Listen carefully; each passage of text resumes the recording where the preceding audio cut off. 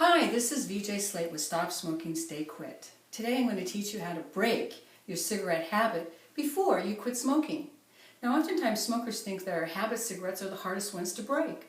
They can't see not having a cigarette with their morning coffee, or the one on the way to work, driving in their car, or the one with cocktails, or the one when they're on the telephone. And yet habit cigarettes are often the easiest ones to break. Now, habit cigarettes are created by conditioning the mind.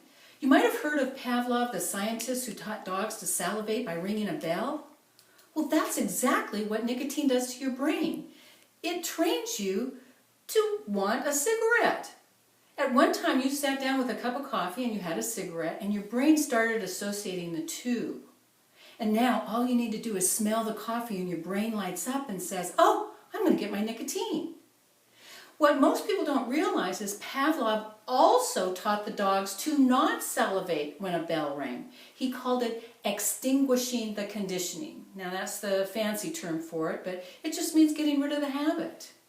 And what he found was it takes about 30 consecutive times of pairing the two apart to break the habit. So now what you need to do is you need to sit down and have a cup of coffee without a cigarette 30 times.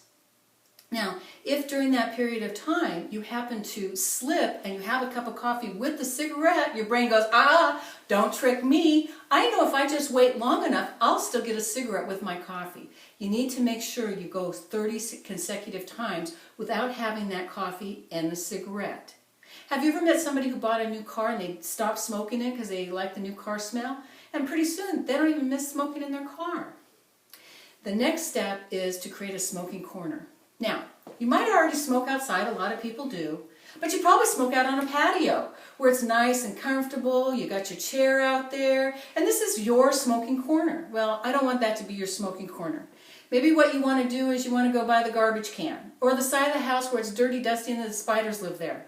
Someplace you don't normally go, because what you want to do is you want to break the connection between the location where you smoke and your cigarette. Do you want to go back out onto the patio and sit and enjoy your patio without craving a cigarette? That's why we want to change where you smoke. Then what you want to do is you want to smoke by the clock. This is called scheduled smoking. If you smoke 20 cigarettes a day, that's about 1 an hour. So you wake up in the morning and it's at 6 o'clock, you have one at 6, one at 7, one at 8, one at 9, one at 10. Now, when it's your time to smoke, you go out to your smoking corner. Now, this is important. Don't take your coffee with you. You don't take your cell phone with you and talk on the phone. You don't leave the window open and look through 2 rooms and watch TV. You don't listen to your iPod. All you do is you go to your smoking corner, you stand and smoke.